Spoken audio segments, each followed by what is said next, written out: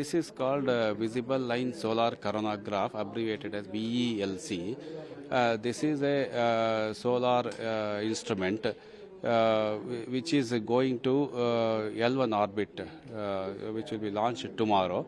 And this instrument actually it will make occultation with the solar disk, and then it will enable us to see the corona in the visible channel as well as 3 spectroscopic channels.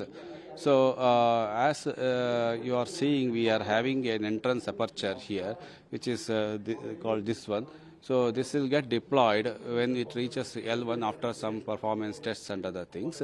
And when the solar light enters through this aperture, the disk light part of it is thrown out by this small this door, which is one-time deployable, whereas this is multiple deployable door.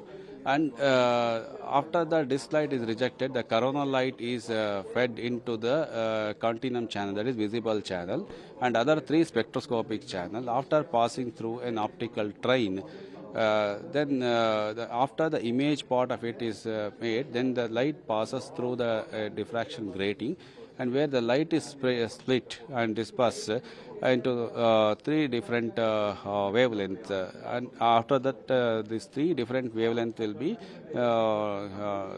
analyzed by 3 detectors.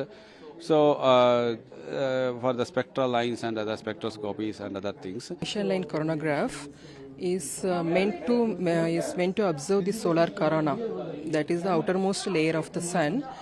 And the uniqueness of this VLC is we are going to measure the solar corona from the lowermost boundary, that is from 1.05 solar radii. That is the main uniqueness of this Aditya. And why we are going to L1 is a point, it's an orbit which is in between the sun and earth, where the gravitational pull will be balanced.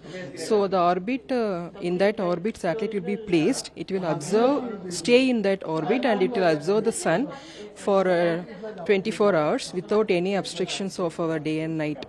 If you are placed in earth orbit, we have to have obstructions on day and night. So at L1 we don't have that obstructions.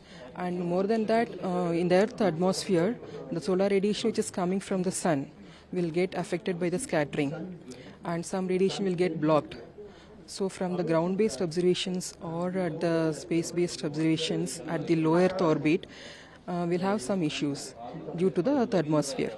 So if you are going to take us for us to reach there and to take pictures, and how it really helps us to understand it. Okay. Actually, after launch, it will take around 4 months to reach L1. So after reaching L1, there will be the commissioning phase for 1 month, where to check the functionalities of instruments, whether it is working or not. After testing all the functionalities, we will observe the observations will start.